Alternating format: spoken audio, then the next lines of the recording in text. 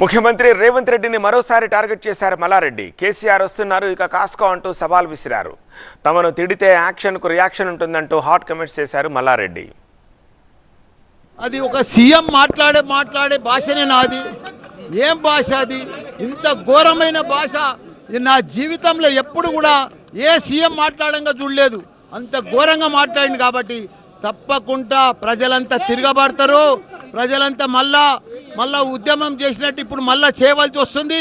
ఎందుకంటే తాగునీరు ప్రాబ్లమే వస్తుంది, సాగునీరు ప్రాబ్లమే వస్తుంది, కరెంటు ప్రాబ్లమే వస్తుంది.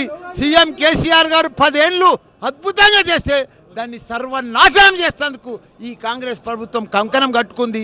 మాట్లాడుకుంటా తిట్టుకుంటా పని చేసేటోళ్ళను నోటుకొచ్చినట్టు తిడుతున్నారు. ఎంత దుర్మార్గం చర్య. తప్పకుండా మీరు మంత్రిగా ఉన్నప్పుడు కూడా ఇదే రేవంత్ రెడ్డిని చాలా తిట్టారు, ఇంతకంటే ఎక్కువగా తిట్టారు. తప్పకుండా ప్రజలు తిరగబడతారు, ఉద్యమం చేస్తారు.